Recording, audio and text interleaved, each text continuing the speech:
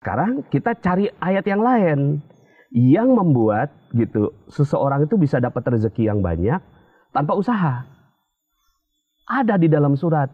Oh iya. Ada. Sekarang pertanyaan saya nih. Nggak pakai usaha. Nggak pakai usaha. Masya Allah, kok ada sih? Ada. Oh iya. Iya. Oh iya. Saya mau tanya dulu nih gitu. Akhirnya saya ketagihan. Setiap ngelihat tanah saya kedipin. Iya. Ting ting ting ting ting ring. 1000 unit rumah. Berhasil saya bangun beberapa tahun tuh. Sampai saya bilang gini, wah keren banget ya. Berarti saya ada apa-apa tinggal kedip dong gitu. Ilmunya apa dong? Iya, kan bentar, tadi bentar. Iya, kan tadi ada Nah, magnet rezeki itu bicara tentang mazhabnya Imam Malik. Oh. Gitu. Wah, Ustadz kalau ngambilnya mazhabnya Imam Malik ini kena dapat tentangannya banyak ini. Karena zaman sekarang kan orang bilang ya lu gerak dong, usaha dong gitu.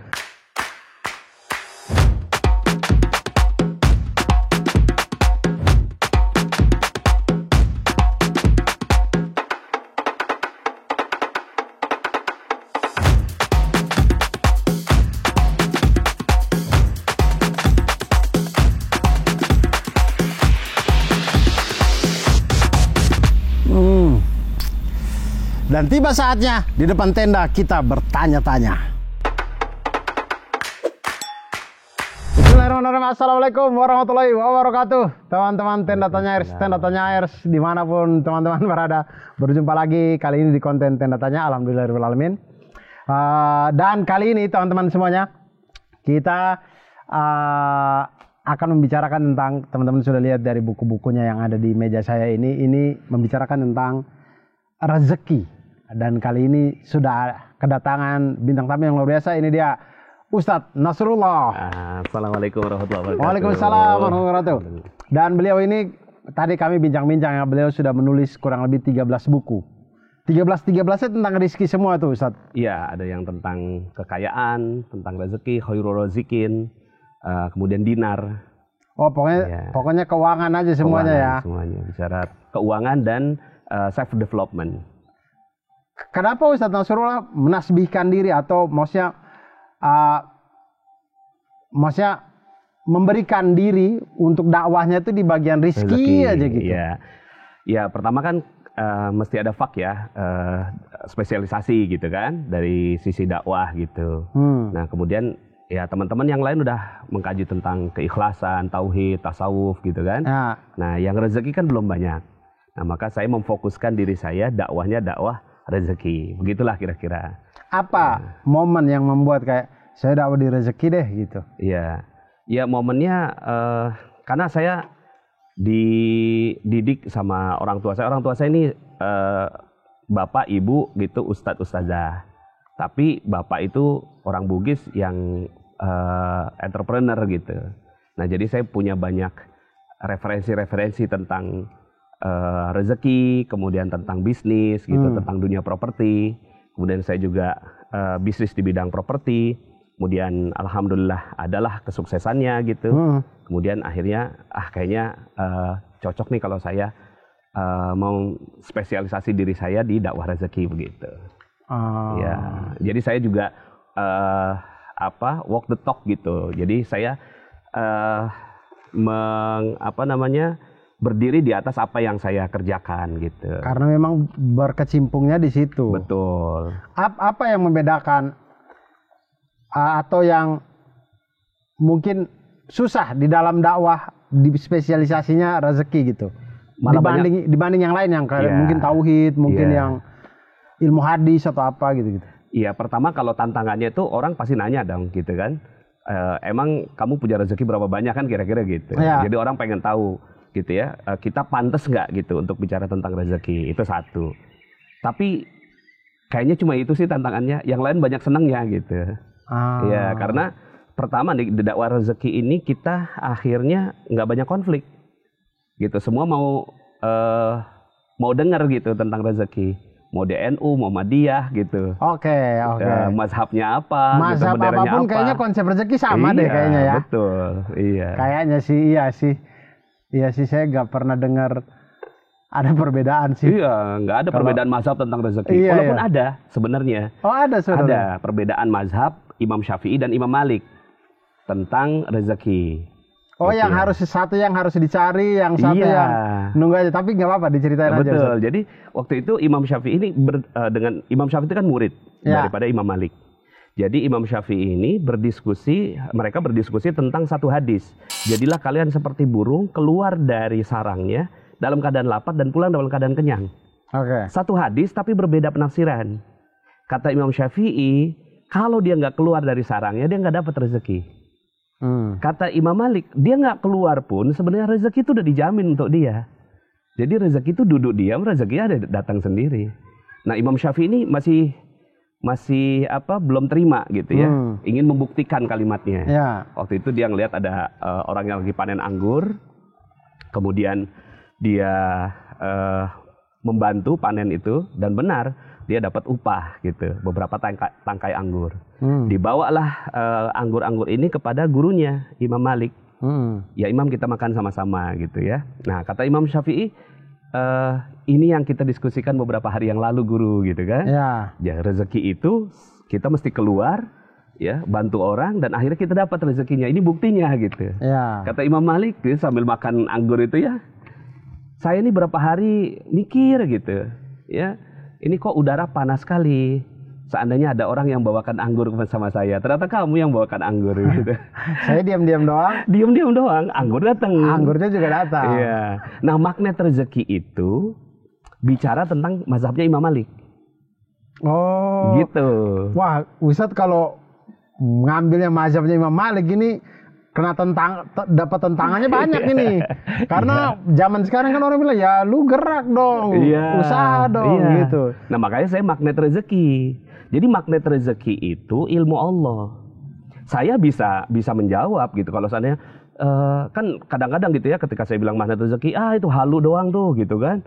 Yang namanya mau dapat rezeki ya keluar rumah dong, kerja gitu ya. Itu Imam Syafi'i itu gitu. Iya, tapi Ustadz ini khusus di magnet rezeki ambil mazhabnya Imam Malik ini. Wah, ini menarik. Menarik kan? Nah, coba sekarang magnet rezeki berarti gimana itu ininya? Implementasinya. Maksudnya kita ibadah-ibadah aja, diam-diam aja apa gimana? Ya.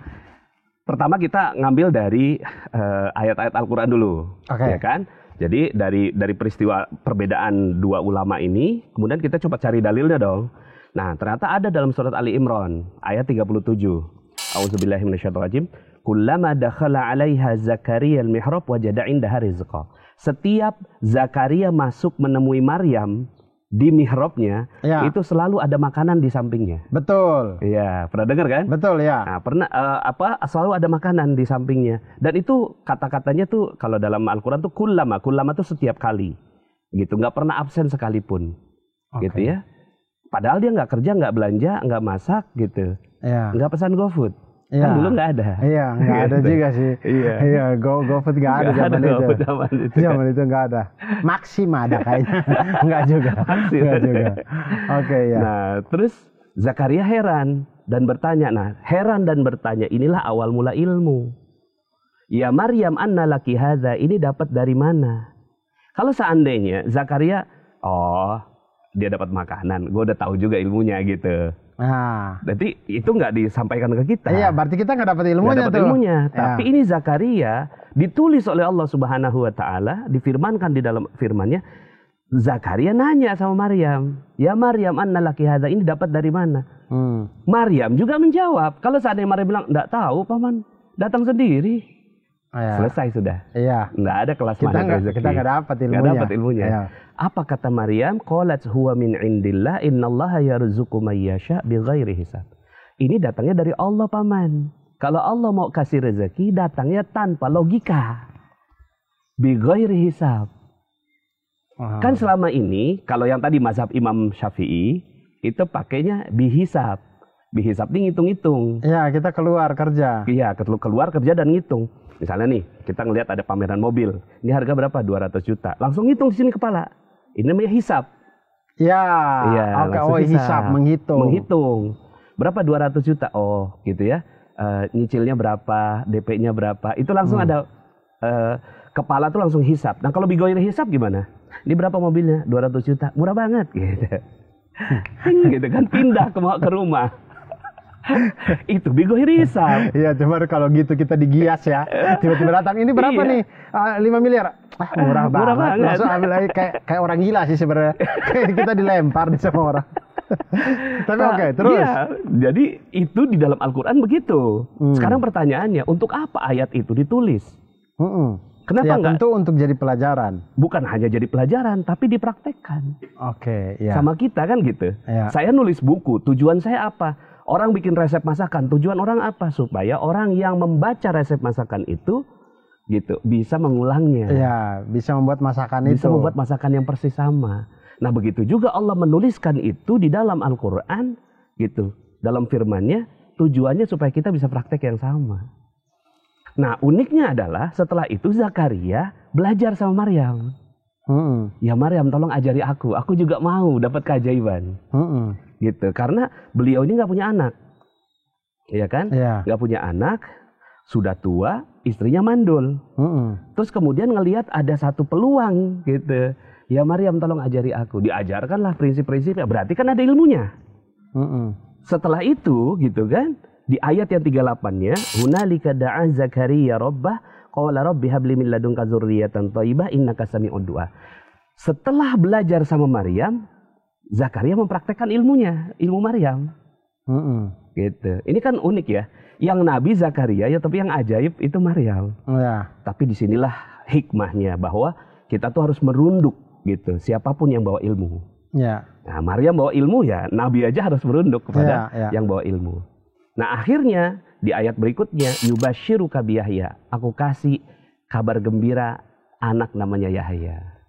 Lahir anak namanya Yahya. Artinya ilmu yang diberikan sama Bunda Maryam, betul, dipraktekkan sama Nabi Zakaria, betul. Akhirnya doanya dikabulkan lah. Iya. Hadirlah anak untuk Nabi Zakaria, Nabi Yahya. Iya. Yang sebelumnya Zakaria udah berusaha meminta sama Allah, tapi nggak dikasih. Ya. Bertahun-tahun pakai ilmunya Maryam dikasih. Berarti kan ada ilmunya. Nah, ilmunya ada nggak di situ? Dijelaskan di surat di Maryam situ ini. Kan, kullama dakhala 'alaiha Zakaria al-mihrab wajada indaha rizqa. Mihrab rezeki. Saya ganti jadi magnet rezeki. Dulu saya pengen bikin buku tuh judulnya Mihrab Rezeki. Tapi waktu itu ya Mas Ipo ngajak saya untuk bikin buku ini. 7 keajaiban rezeki kalau Mas Ipo. 7 keajaiban rezeki. Dia telepon saya, Pak Nas kita bikin buku yuk. Judulnya apa? Magnet rezeki. Waduh, saya bilang udah pakai itu aja judulnya. Jadi mihrab jadi magnet. Magnet rezeki. Nah jadi prinsipnya ilmunya ada. Berarti kita bisa gali. Gitu, bisa gali di dalam Al-Quran ada ilmunya. Itu. Nah, ilmunya ini di surat yang sama, di surat Maryam ini atau di bagian ayat-ayat yang berbeda-beda. Oh, berbeda-beda. Ya, jadi yang jelas adalah banyak sekali kisah-kisah keajaiban di dalam Al-Quran. Gitu kan, kisah-kisah keajaiban itu tujuannya supaya kita bisa sama seperti dia. Seperti apa yang dituliskan di dalam Al-Quran itu. Nah, cuma kan gini kita mikir, saya kan bukan ulama, saya bukan nabi. Kalau nabi keajaibannya namanya mukjizat. Ya. Kalau ulama keajaibannya namanya karomah. Nah, kalau orang biasa itu namanya maunah. Oh, saya baru tahu nih namanya nih, maunah. Maunah. Cuma kalau saya bilang ilmu ini maunah nanti diledekin. Lu mauneh gitu. Jadi ini ilmunya jadi magnet rezeki. Jadi tadi Zakaria mukjizat. Maryam karomah. Nah, orang biasa kayak kita ini maunah. Nah, ilmu maunah ini kita ambil dari ayat yang lain. Ada nggak di dalam Al-Quran? Bukan ulama, bukan nabi, tapi dapat keajaiban juga. Ada dalam surat An-Naml 27 ketika Nabi Sulaiman bertanya kepada murid-muridnya. Kalian kan udah belajar sama aku ilmu magnet rezeki, kira-kira gitu kan? Ya. Sekarang buktikan, praktekkan ilmu magnet rezeki ini. Apa yang harus kami praktekkan? Pindahkan istana Ratu Balkis. Gitu. Kemudian jin ifrit bilang, qala ifritu minal jin ana atika bihi qabla an taquma min maqamik. Aku bisa pindahkan itu sebelum engkau berdiri dari tempat duduk. Lebih kurang lah 2-3 jam. 2.400 km dari Yaman ke Palestina. begitu. Pindah. Okay. Tapi sebelum itu dipraktekkan, apa kata Nabi Sulaiman? Ditender dulu sama Nabi Sulaiman. Ada nggak yang bisa lebih cepat gitu? Ada nggak bisa lebih cepat? Berkatalah seorang, qala alladzi indahu ilmu minal kitab. Berkatalah seorang yang nggak disebut namanya di situ. Nggak disebut, tapi dia punya ilmu dari Alkitab. Ada lagi berarti ada ilmunya, ada kitabnya, ada muridnya, ada gurunya. Gitu. Apa kata orang ini? Ana atika bihi qabla ayyartadda ilaika tarfuk. Aku bisa pindahkan istana itu sebelum matamu berkedip. Sebelum mata berkedip. Ini kan sekedip mata aja udah hebat. Ini dia belum jin mata juga berkedip. kali. Bukan, ini manusia. Karena manusia ya? Jin itu nggak bisa belajar. Jin itu kayak burung, dikasih insting, naluri gitu. Tapi kalau yang bisa belajar tuh cuma satu makhluk gitu, namanya manusia. Nah di sini kan qala alladzi indahu ilmu minal kitab. Ilmu dari kitab berarti ini manusia. Dan kaum mufassirin mengatakan di dalam Al-Quran kalau tidak disebut namanya berarti berlaku bagi siapa sahaja. Iya betul. Berlaku bagi semua orang. Berarti ilmu ini bisa dipelajari. Kita bisa pindah istana Bogor nih. Itu dia. Jangan istana Bogor dulu deh. Mobil aja dari showroom pindah ke rumah tanpa beli, tanpa nyicil, tanpa kredit. Nyuri dong gitu lah. Tanpa melanggar hukum. Iya. Nah waktu itu saya tuh kan baca Quran tuh ya. Berhenti di ayat itu. Tuh, ya Allah, ini ayatnya bagus banget gitu kan. Saya mau dong seperti ini. Saya letakkan ini. Gitu, saya letakkan nih Al-Quran. Di depan saya ada laptop, ada Google Map gitu. Di belakang rumah kontrakan saya ada tanah 2 hektar. Saya bilang gini, ya Allah mau dong tanah ini gitu. Saya kedipin, ting gitu. Pas dibuka nggak terjadi apa-apa. Iya emang nggak terjadi sih Ustadz. Kalau sampai terjadi sih aneh sih. Terus beberapa hari kemudian datang Pak Lurah. Pak Nas mau beli tanah nggak? Di mana Pak? Di situ. Oh itu yang saya lihat di Google Map. Saya kan nggak ngomong sama dia. Iya. Tapi Pak Lurah tahu. Nah ini sistem kerjanya begitu tuh. Pak Lurah tahu yang punya tanah. Tahu saya. Yuk kita ke sana. Datanglah saya, Pak Haji tanahnya mau dijual. Iya emang, cuma gue kagak tahu sertifikatnya di mana. Loh kok gitu Pak Haji? Iya 1 lemari sertifikat semua. Gue kagak paham yang lo maksud yang mana. Tuan tanah. Waktu itu umur saya 28 tahun. Masih awam dalam berbisnis, baru belajar. Itu lu datang deh minggu depan, gue siapin sertifikatnya. Minggu depan saya datang lagi. Sudah disiapkan 18 sertifikat di atas meja. Dia bilang gini, lu bawa deh semua. Bawa Pak Haji. Bayarnya gimana? Emang lu punya duit? Gitu. Terus saya gemeteran tuh, emang lu punya duit gitu.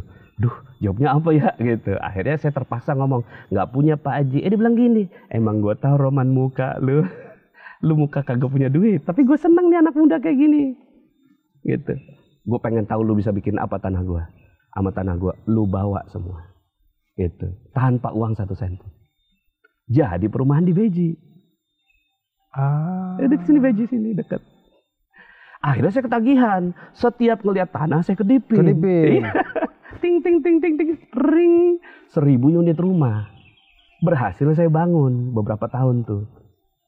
Sampai saya bilang gini, wah keren banget ya. Berarti saya ada apa-apa tinggal kedip dong gitu. Ilmunya apa dong? Iya, kan tadi ada insan itu maksudnya manusia belajar dari kitab. Artinya tidak melakukan apa-apa sama sekali dong. Mazhab Imam Maliki itu tetap harus ada dikerjakan. Iya, nah nanti saya kasih tahu bentar. Ya, okay. Ya. Nah jadi setelah itu saya coba buat umroh, gitu.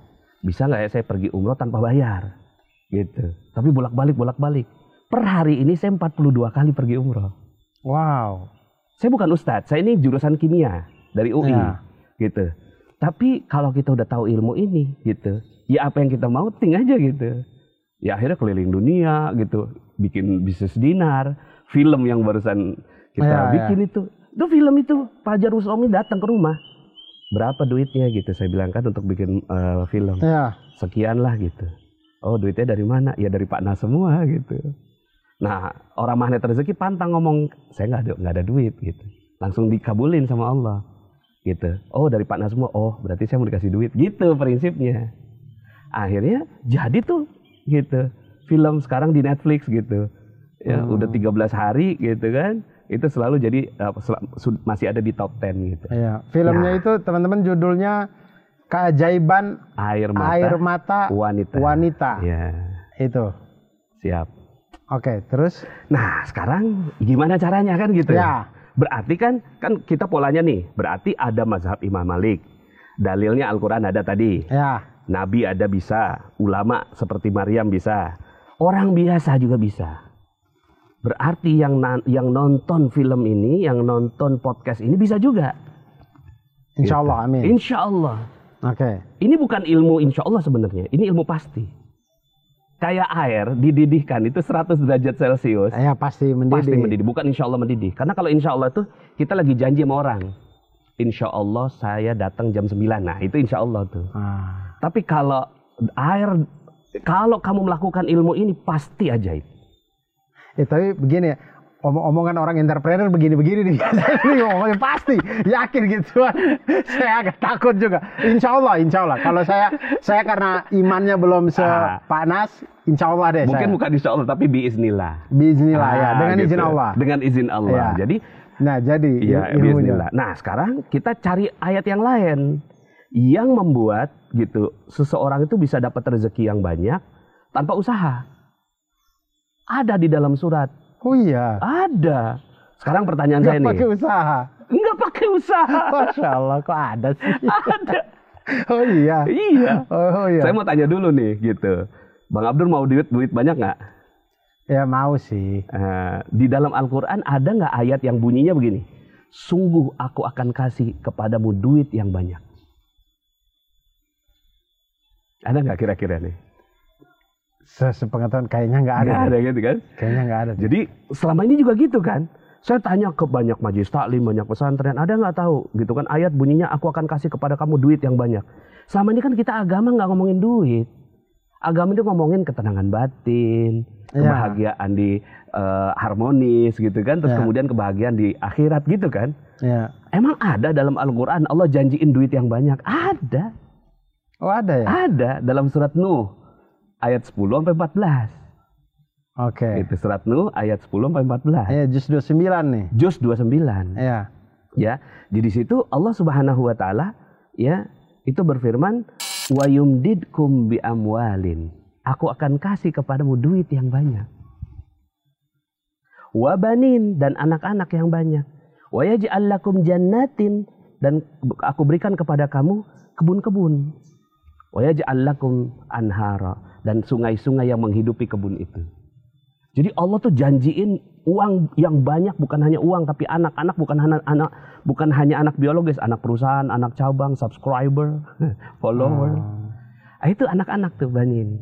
Nah, pertanyaannya kan kalau orang barat mau dapat rezeki yang banyak, duit yang banyak, gimana caranya? Kan kerja. Iya, kerja. Mau lebih banyak lagi kerjanya lebih keras. Mau lebih banyak lagi kerjanya lebih cerdas. Mau lebih banyak lagi kerjanya menindas gitu. Iya, nah, itu kan kapitalisme. Betul. Menindas. Betul. Baru dapat duit yang banyak. Iya. Nah, di situ Allah kasih tahu caranya. Yang tadi itu ayat 12. Ayat atasnya dikasih tahu caranya. Ayatnya yang ke-10. Fakultu astaghfiru rabbakum. Kalau mau duit yang banyak beginilah caranya. Yaitu minta ampun sama Allah. Istighfar yang banyak. Fakultu astaghfirullahaladzim innahu kana ghaffara yursilis samaa 'alaikum midrara. Akan diturunkan hujan yang lebat kepada kamu berupa duit yang banyak. Nah, di situ nggak ada kerja. Nggak ada di situ bertaubatlah lalu bekerja keraslah, nggak ada. Iya, istighfar aja ya. Istighfar aja. Minta ampunlah kalian kepada Allah, nanti kalau Allah sudah ampuni, Allah kasih rezeki yang banyak. Nah, berarti gitu. Kita cukup gitu, minta ampun sama Allah. Itu. Nah, kata guru saya, akhirnya saya dapat penjelasan dari guru saya. Ya. Kata guru saya, kalau mau duit yang banyak gitu, jangan buat dosa satupun. Kalau kamu udah nggak punya dosa satupun, nggak ada beda di sorga sama di dunia. Di sorga kan bedanya apa sama dunia? Di sorga nggak ada dosa. Itu aja bedanya. Jadi kalau kita hidup berusaha untuk tidak ada dosa satupun, iya. Ya kayak di surga udah ya. Itu dia. Apa yang dijentik jari datang. Gitu. Itu jawabannya sudah.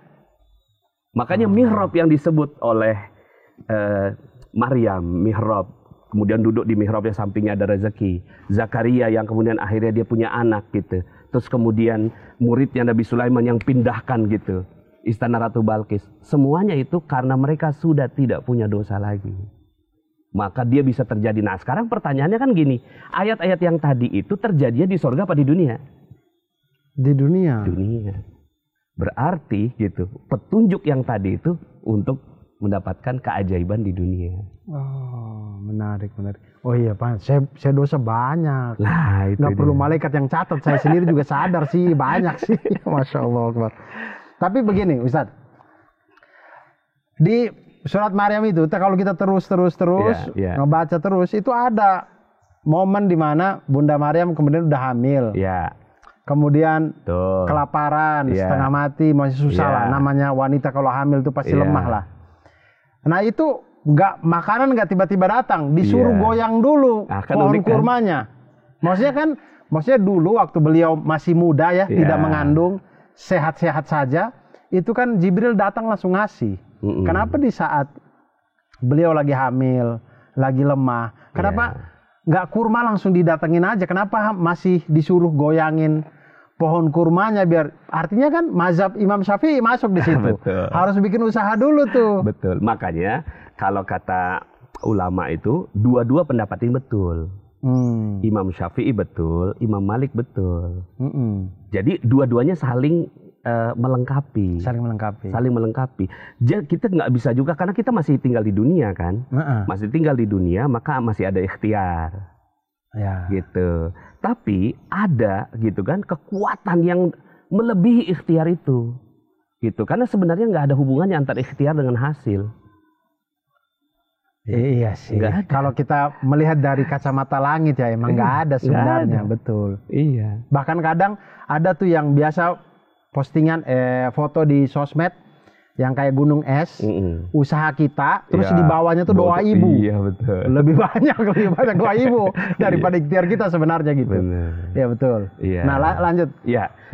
Nah jadi kalau di magnet rezeki ini akhirnya kita jelaskan gitu. Yang dimaksud nggak ada dosa ini apa saja, gitu. Termasuk gitu kan dosa kita dalam mencari uang, dosa kita dalam mencari rezeki, gitu. Itu juga dosa karena kita nggak tahu ilmunya gitu. Jadi akhirnya saya masukin kan kita ya tadi itu kita sebutnya namanya judul perisai rezeki. Itu jurus perisai rezeki. Jadi saya setelah itu saya kembangkan. Perisai rezeki ini perisai rezeki yang dosa. Hindarkan diri kita dari dosa-dosa yang intinya yang kita sadar lah. Betul. Ya. Nah setelah itu saya kembangkan jadi 101 jurus. Gitu. Oh abis perisai dosa, perisai rezeki, ada garis jurus. Kebenaran, ada garpu tala, ada terumbu karang, spiritual meter, bahagia tanpa syarat. Ini 101 jurus 101 jurus. Untuk kita menjadi magnet rezeki. Kita duduk doang, rezeki datang. Iya. Nah dari 101 itu saya persingkat jadi 10 jurus. Nah salah satunya jurus terumbu karang. Oke. Jurus terumbu karang tuh gini. Banyak orang yang nggak tahu rezekinya di mana. Kalau ditanya nih pertanyaan sederhana nih, di mana Allah titip rezeki untuk manusia? Iya sih, wallahu alam sih. Iya. Tahu sih saya. Pertanyaannya kan sederhana, di mana sih gitu? Kan kita mau cari rezeki nih, mau cari duit, di mana rezekinya gitu? Di mana gitu? Saya tanya sama banyak orang, jawabannya beda-beda. Ada yang di mana-mana, ada yang wallahu alam, ada yang di kantor, di sawah, di ladang, ada yang jawabnya di dompet suami gitu. Iya. Luar biasa itu jawabannya. Bagus juga. Tapi suami sekarang udah pakai kris semuanya, di dompetnya kosong. Betul juga sekarang kosong. Kenapa kok jawabannya beda-beda?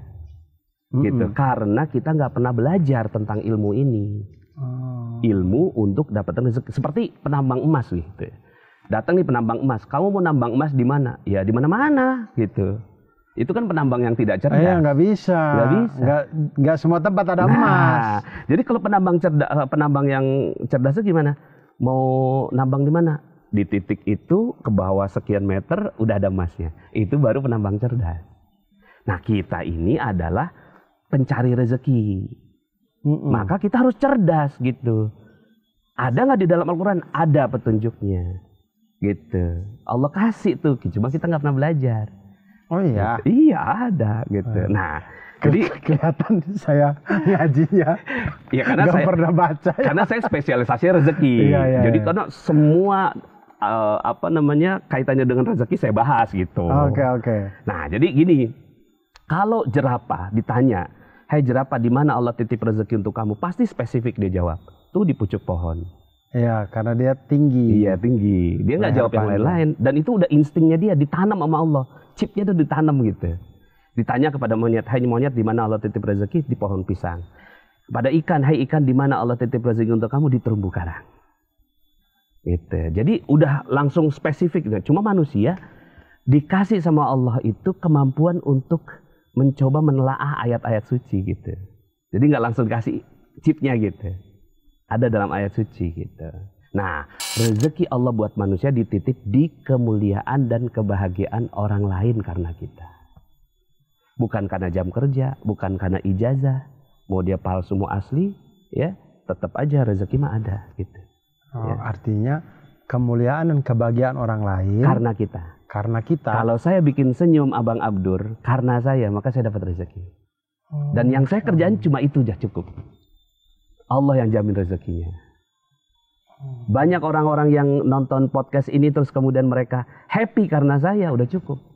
Iya. Oh, jadi manusia yang bermanfaat, dalam kata lain itu yang maksudnya sebaik-baiknya manusia jadilah manusia yang bermanfaat buat orang lain. Maksudnya ya memberikan orang senyum, bahagia.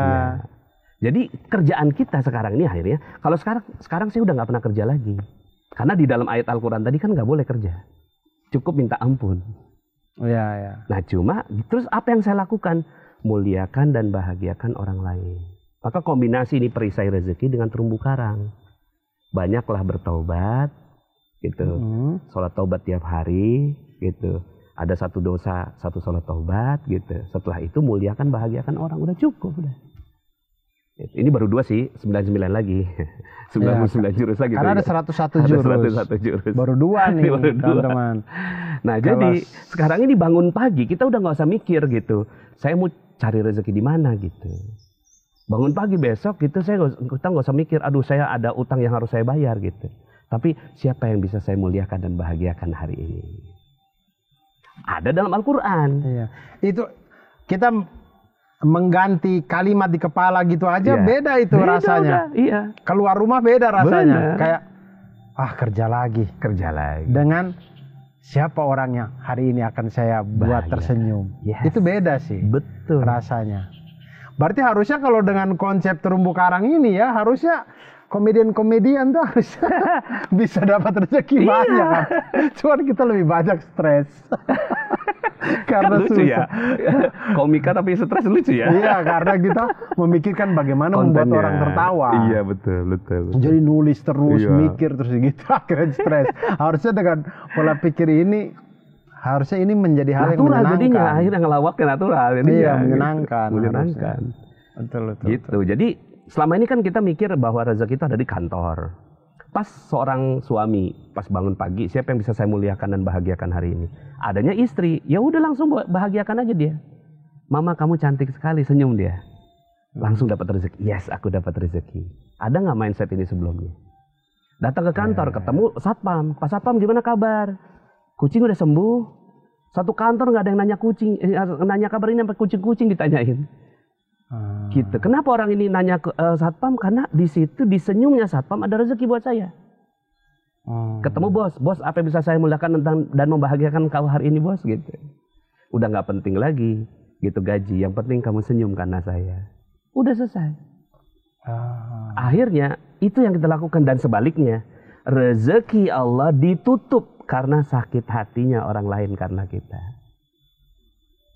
Jadi kalau ada orang sakit hati karena kita, nah ini termasuk lawakan orang sakit hati. Betul. Gitu. Itu ketutup tuh. Ketutup rezeki. Oh, berarti emang kita impas. Stand up komedian tuh impas. Impas. Di satu sisi bikin orang ketawa kebuka. Iya. Ada yang tersinggung ketutup. Ya udah gini aja. apa sih bahasa itu ngerosting gitu ya? Iya. Tapi ya kadang ya begini. Itu salah satu seni sih. Iya, tapi komedi seni. Emang butuh objek. Makanya kalau saya sih, saya sudah menjelaskan ini, saya sering ke teman-teman juga. Jadi kalau saya itu karena komedi butuh objek, maka saya pilih objek-objek yang jahat. Jadi kalaupun dia tersinggung nggak apa-apa deh, toh dia jahat juga kok. Gitu kan. Jadi kalau saya gitu, dia membuat aturan yang bikin kita susah, bikin apa ya nggak apa-apa lah dia kita itu. Nanti Abang Abdur nonton film saya, di situ kita pakai konsultan komika juga. Gitu. Jadi ketahuannya pecah-pecah tuh. Iya, gitu. Insya Allah saya nonton. Tapi itu teman-teman, itu tadi kan 101 jurus yang Pak Nas sudah rangkum untuk kita. Tadi baru 2. Nanti teman-teman itu di buku yang ini apa yang ini? Yang ini kita bagi 3. Positive thinking, positive feeling, positive motivation. Jadi intinya sih tubuh kita ini energi, maka jangan ada energi nggak positif. Gitu. Nah ini penjelasannya dia 4 bab. Nah 3 bab untuk positive thinking, jadi dosa-dosa pikiran, dosa-dosa perasaan, sama dosa motivasi. Nah dibersihkan semuanya. Ini gambaran keseluruhan. Nah ini detailnya. Ini ada 40 kajian ilmu magnet rezeki. Gitu. Jadi masih 2 ada buku ini digabung pun belum 101 ini? Belum. Kan masih 13 tadi. Masih ada buku Merangkai Luka Jadi Cahaya. Jadi ada 13 buku teman-teman. Itu totalnya ada 101. Tapi kalau teman-teman mau mulai, ya mulai aja dulu dari inilah. Ini alhamdulillah buku ini mega bestseller. Mulai dari Rahasia Magnet Rezeki. Tapi teman-teman nonton yang 2 ini aja teman-teman. Kayaknya saya pulang dari sini saya pengen praktekkan 2 itu sih. Praktekkan 2 yang tadi kita bicarakan aja, insya Allah kita sudah berubah lah hidup kita. Rezeki ntar aja dulu, yang penting kita berubah aja dulu. Maksudnya berusaha menghindari dosa, rajin sholat tobat, kemudian rajin untuk membahagiakan dan membuat orang lain tersenyum karena kita gitu. Luar biasa sih. Yang ingin saya tanyakan Pak Nas, orang nih biasa bilang begini, orang tuh bisa ngomong gitu karena udah kaya. Yang ingin saya tanyakan ke Pak Nas, Pak Nas mempraktekkan ini itu dari zaman yang masih nggak punya uang atau udah punya uang baru, ternyata begini nih cara rezeki. Dari yang nggak punya duit. Saya pernah, ya mohon maaf ini aib tapi mudah-mudahan jadi pelajaran. Saya pernah hampir bunuh diri. Saya minus 21 miliar, ada bisnis saya nggak berhasil. Sampai kemudian akhirnya saya minus 21 miliar. Awalnya nggak sampai 21 segitu. Miliar, banyak ini. Iya banyak lah, kalau jadiin cendol mah banyak. Banyak sekali itu. Iya. Itu saya datengin debt collector gitu, dilaporkan polisi, bolak-balik ke pengadilan gitu. Stres banget. Nah sampai saya tuh nyetir mobil 170 km ngegas itu sambil merem itu di tol dari Jakarta ke Merak. Saya teriak semua, astagfirullah. Nah alhamdulillah sadar gitu. Yang bikin saya sadar logika gitu. Bukan saya takut mati, tapi kalau nggak mati gimana? Kan nambah persoalan. Gitu. Kalau nggak mati gimana? Utang 21 M lagi. Gitu. Kagak selesai juga kan? Nah di titik itulah saya ketemu sama seorang kiai yang ngajarkan ilmu ini. Gitu. Kan kamu dulu pernah hidupnya ajaib gitu. Saya kiai, coba kamu ingetin dulu lah gitu kan. Coba ingat-ingat kejadian-kejadian kamu yang ajaib gitu. Ya saya pulang ke rumah ngerenung gitu. Apa ya, balik lagi ke kiai, dikasih tahu. Nah dikasih tahu tuh sama kiai. Gitu. Itu tadi gitu. Apa sih bedanya di sorga sama di dunia? Cuma nggak ada dosa. Udah kamu jangan ada dosa aja, gampang kok. Nah akhirnya pelan-pelan saya praktekkan itu. Minus 21 miliar lunas. Gitu. Lunas pakai lunas itu. Lunas. Alhamdulillah. Kok bisa? Bisa. Nah, setelah saya mikir-mikir gitu kan orang pasti nanya kan, pakai apa? Bagaimana caranya gitu kan? Ya sebenarnya mah ya kalau mau pakai itu kan pasti penjelasannya panjang kan gitu. Dan nggak mungkin juga orang bisa ngikut pola yang saya sampaikan gitu. Karena setiap orang punya skenario hidup berbeda gitu. Nah, benang merahnya itulah yang jadi magnet rezeki. Gitu. Benang merahnya itulah yang akhirnya saya jadikan sebagai ilmu itu. Oh, ini ilmunya begini gitu. Cuma bahasa kiai saya coba bahasakan dengan bahasa yang mudah diterima sama teman-teman saya gitu. Keluarga saya, akhirnya jadilah gitu ilmu magnet rezeki itu. Oh, jadi ini sudah Pak Nas amalkan atau jalankan itu sudah dari zaman masih terpuruk lah masih terpuruk. Sampai sekarang pun saya amalkan. Kayak misalnya buku film Keajaiban Air Mata Wanita kan, datang peluang gitu. Peluang gimana caranya ya supaya peluang ini jadi gitu. Gitu. Ya udah akhirnya saya amalkan gitu kan ilmu-ilmu yang ada di sini sampai jadi gitu. Jadi walaupun kondisinya sekarang saya sudah lepas itu gitu kan, alhamdulillah udah lunas semua gitu kan. Tapi kan sekarang saya masih punya keinginan-keinginan gitu. Nah keinginan-keinginan itulah yang saya akhirnya disiplinkan dengan ilmu yang saya pelajari dan saya amalkan ini. Ya. Nah itu teman-teman buat menepis yang teman-teman mungkin ada yang berpikir kayak itu lumayan enak gitu. Bisa ngomong gitu karena udah kaya. Enggak ya. Jadi Panas sudah cerita itu dari zaman, kalau teman-teman baca bukunya, saya tadi baca buku Panas yang biodata di belakang juga, saya lihat kayak orang ini susah juga. Iya betul. Susah teman-teman. Tapi kemudian bisa sampai sekarang. Dan satu hal yang saya takjub juga waktu saya baca biodata di belakang, ternyata Pak Nas ini anggota Izatul Islam ya. Oh itu zaman dulu ya lah. Ampun, saya mohon maaf, saya tahu Izatul Islam cuman Mas Afwan doang. Oh iya.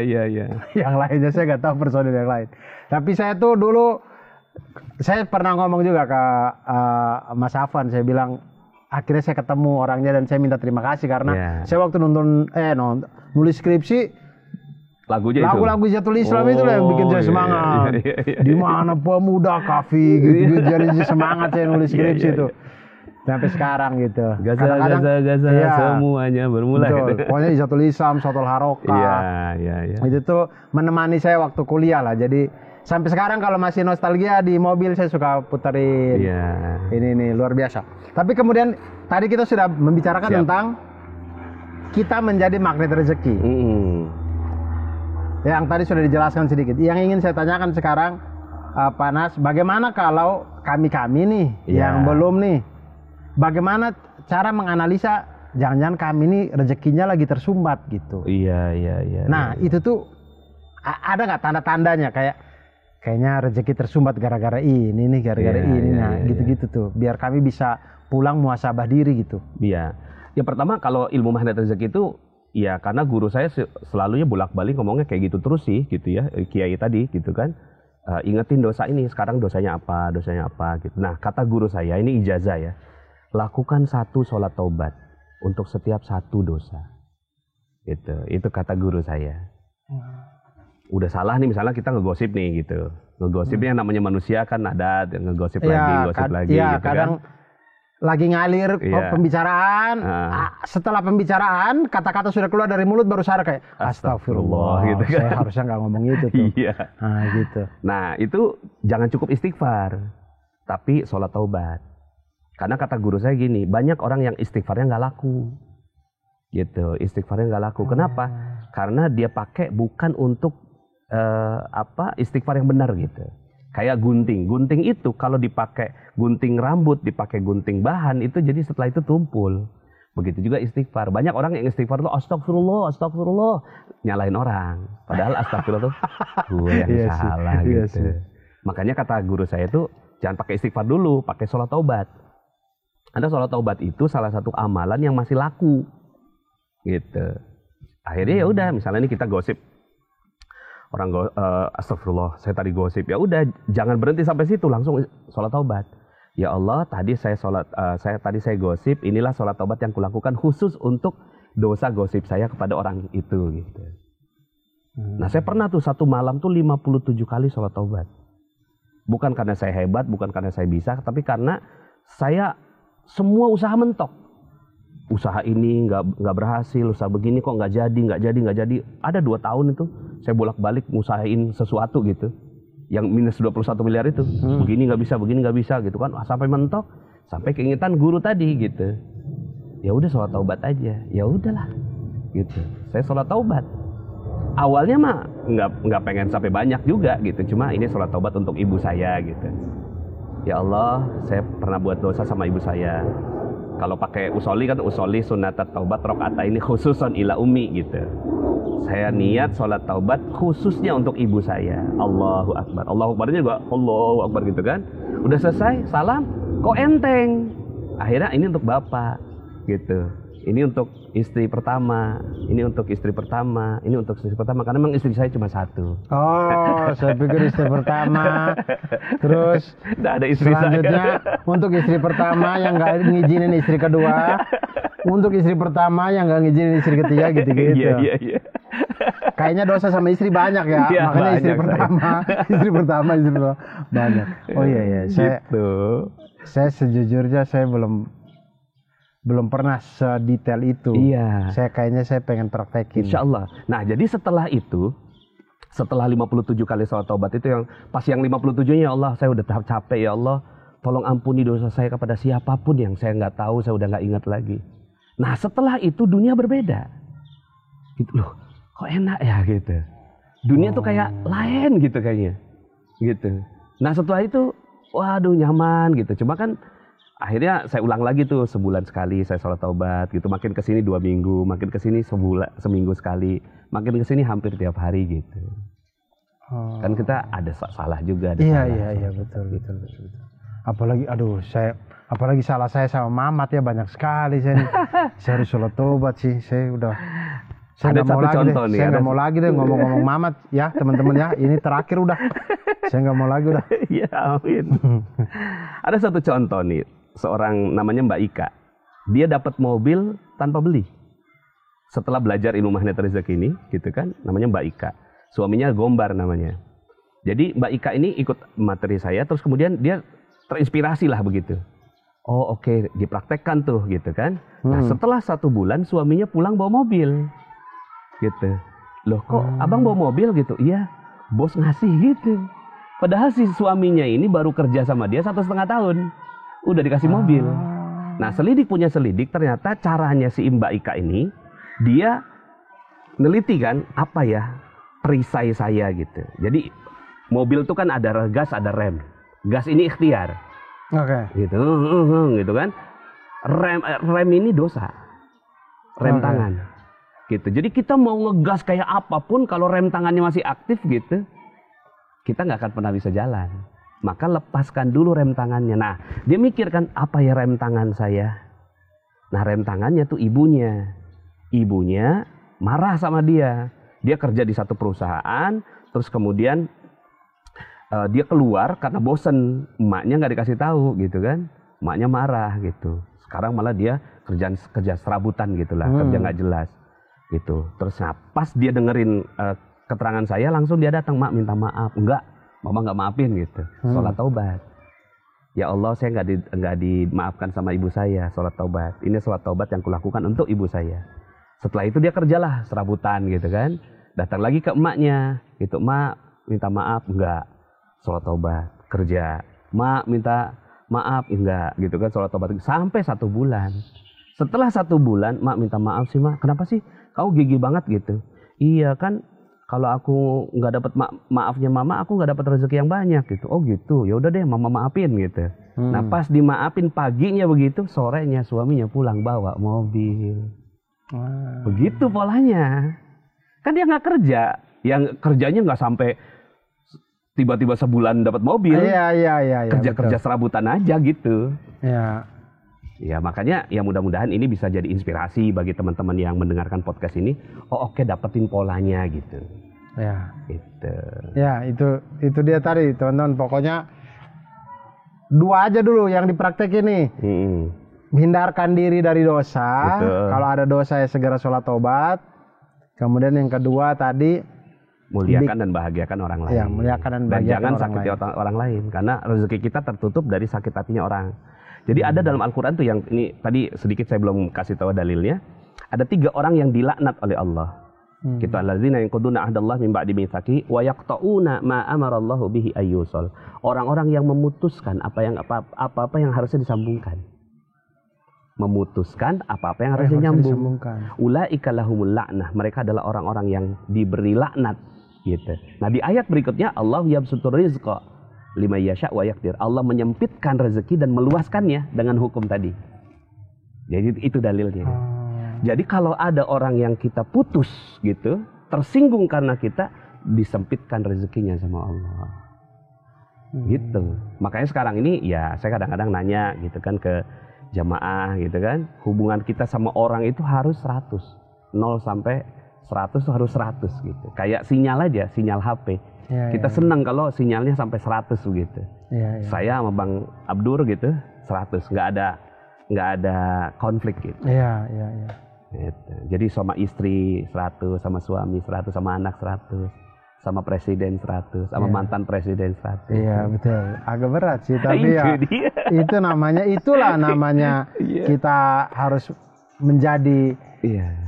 menjadikan dunia menjadi surga kita gitu. Betul. Biar terhindar dari penyakit hati lah apa gitu-gitu ya. Emang ya betul juga sih gitu. Betul juga sih. Tapi kemudian luar biasa sih ini. Saya senang sih ngobrol-ngobrol begini. Ini kan baru 101 baru 2 teman-teman. Ini kalau bisa panjang sih kita bahas ini sampai 101 jurus sih. Tapi ini kemudian tadi saya lihat ada buku yang tadi merawat luka tadi, mana coba. Itu merangkai luka. Coba Kak, permisi Kak, bismillah. Ini dia bukunya Pak Nas yang baru ya, Merangkai Luka Menjadi Cahaya. Ini yang paling terakhir, buku ke-13 ini. Ini buku yang ke-13. Mega bestseller juga teman-teman. Teman-teman bisa dapatkan di toko-toko buku terdekat. Ya, kalau Alex Media, Komputindo gini sih, Gramedia ya pasti ada itu teman-teman. Nah ini.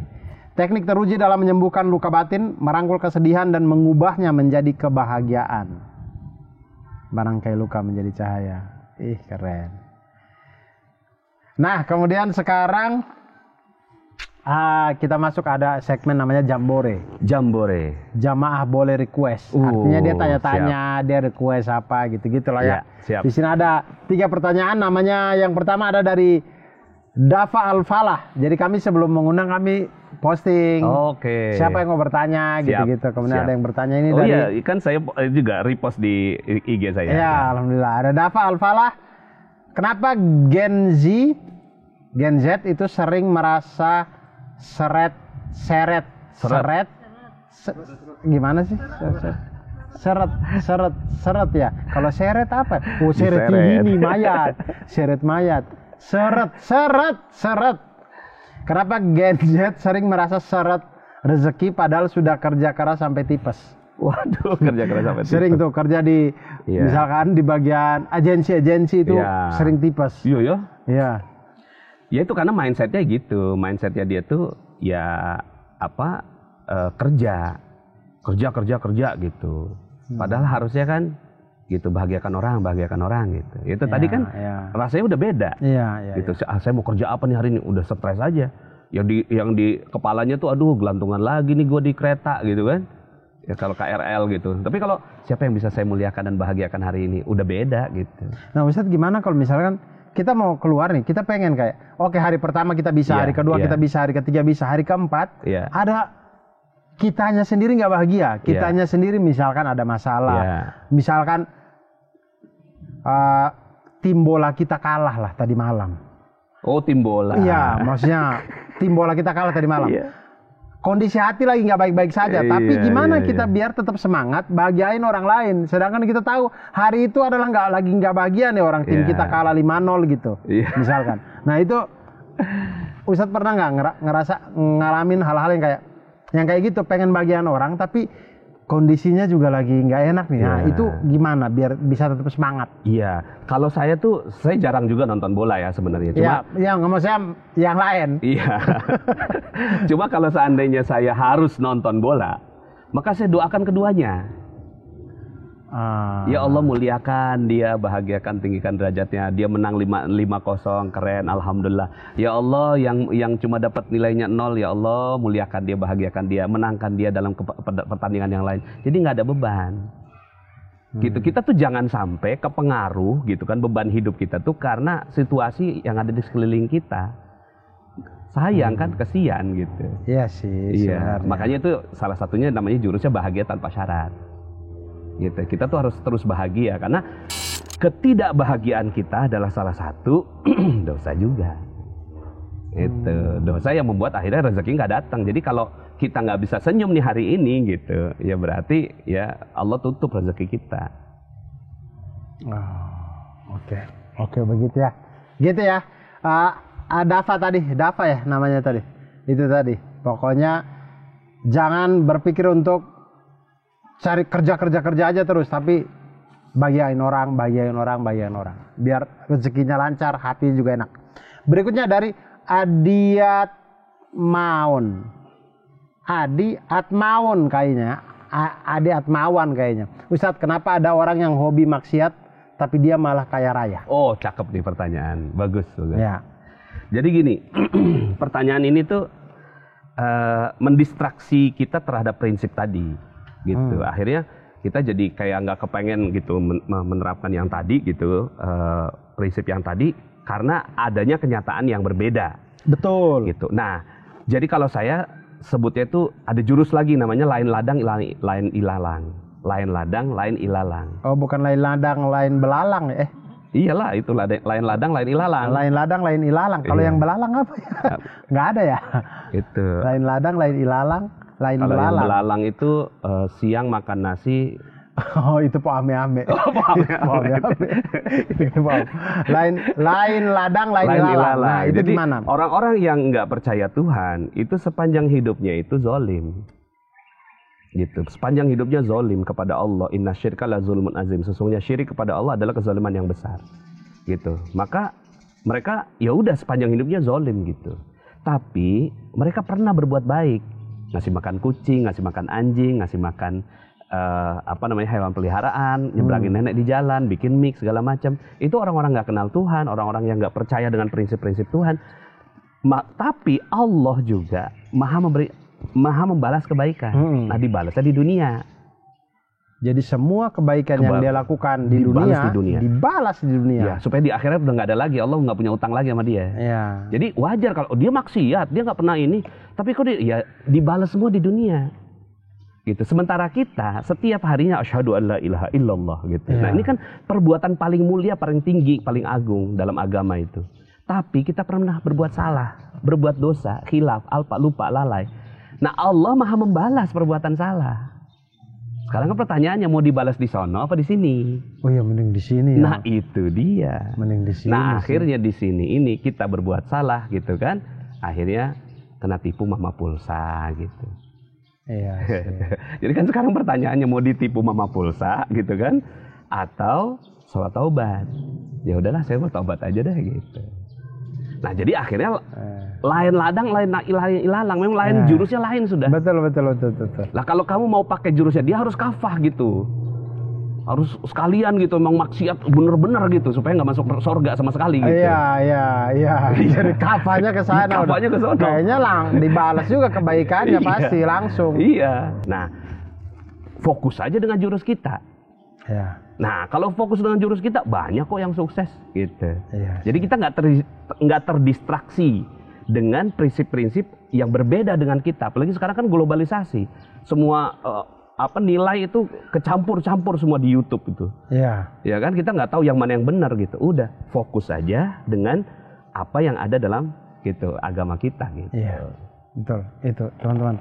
Kadang kita tuh terlalu banyak hal yang kita baca, nonton informasi. Jadi sebenarnya simpelnya itu kembali ke ajaran agama kita. Betul. Jalanin itu, tekun di situ, istiqomah di situ, gak usah takut yang lain-lain gitu.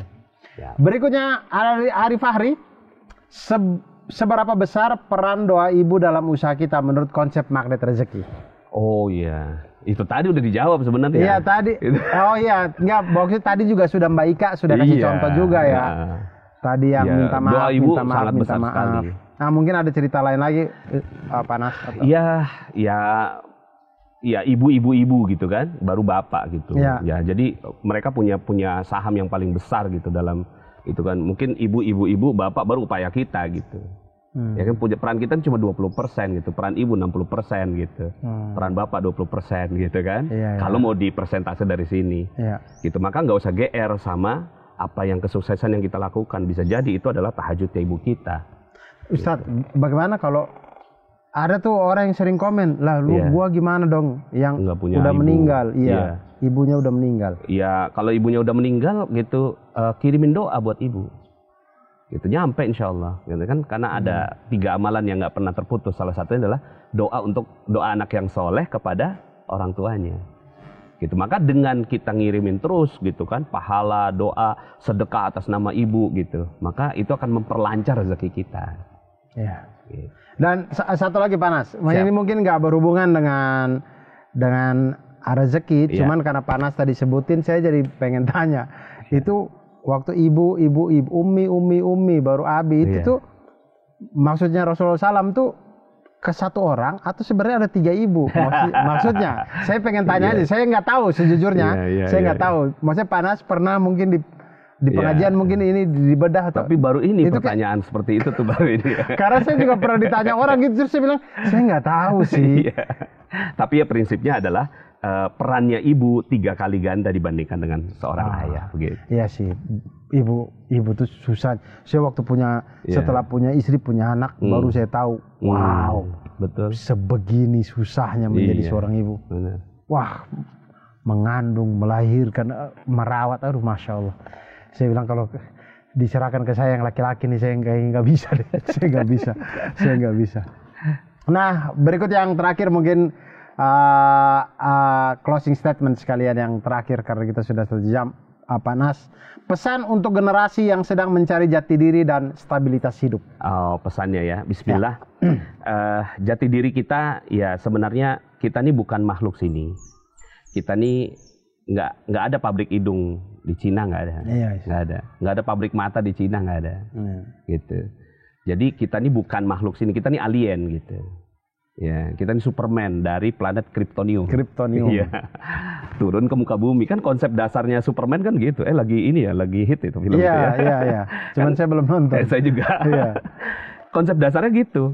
Konsepnya kita ini bukan makhluk dunia, kita makhluk sorga. Kalau bicara jati diri nih, siapa yang mau mencari jati diri nonton Superman. Cuma dikembalikan dengan konsep agama. Bahwa Superman itu diambil dari konsep agama. Kita bukan makhluk sini. Nah kita tuh bisa matanya bisa gitu segala macam. Kita ini punya kemampuan khusus, kemampuan yang sangat spesial gitu. Nah cuma gitu kalau di film Superman itu kan cuma 1 orang yang seperti itu. Tapi semua sebenarnya ini kita nih Superman semua yang ada di sini ini Superman semua. Cuma kita nggak gunakan kemampuan super kita karena ketutup sama dosa-dosa kita, karena kita udah tenggelam sama dunia yang penuh dengan dosa ini. Jadi bismillah, mudah-mudahan bagi mereka-mereka mencari jati diri, saya doakan mudah-mudahan mereka semuanya kembali menjadi Superman, gitu, menjadi makhluk surga yang tinggalnya di dunia, gitu ya. Jadi makhluk surga yang tinggal di dunia itu enak banget kalau udah jadi ahli surga tapi masih di dunia, gitu. Yang lainnya belum dapat, gitu udah dapat dulu. Gitu. Terus ntar di sana dapat lagi. Dapat lagi, kan banyak orang bilang surga masih jauh gitu, ya. Kalau saya nggak mau. Surga saya mau sekarang masuk surga, gitu. Nah, syarat masuk surga apa? Nggak ada dosa kan? Nah, gitu. Ya kira-kira gitu. Jadi akhirnya kita kembali ke jati diri kita. Jadi magnet rezeki sebenarnya, rezeki di sini bukan cuma uang, gitu, tapi juga emas, perhiasan, diamond, berlian, gitu, Lamborghini, Maserati, gitu. Iya sih, semua itu. Tapi juga keharmonisan, kebahagiaan, keluarga, kesehatan, kesehatan, dan surga. Iya betul sih. Pokoknya hal-hal yang menyenangkan. Itu dia teman-teman semuanya. Semoga teman-teman bisa nonton ini optimis dengan hidup masing-masing. Jangan takut. Dan teman-teman buat yang mau umroh jangan lupa untuk gabung bersama saya di Rihlab ya teman-teman ya. Amin. Ya nanti mudah-mudahan saya bikin travel umroh Ustaz. Mudah-mudahan sama teman. Iya. Udah booking 35 seat, yang daftar baru 2. Iya, bismillah. Udah setelah ini banyak yang daftar yuk. Amin. Kayaknya emang kurang banget rezekinya. Ya begitu teman-teman. Terima kasih banyak. Semoga hal-hal yang bermanfaat teman-teman bisa ambil yang salah-salah itu kekilafan saya pribadi dan juga mungkin Pak Nas. Jadi mohon dimaafkan. Dan mari kita tutup dengan doa kifaratul majelis. Subhanakallahumma wa bihamdika asyhadu an la ilaha illa anta astaghfiruka wa atubu ilaik. Wassalamualaikum warahmatullahi wabarakatuh. Waalaikumsalam warahmatullahi wabarakatuh.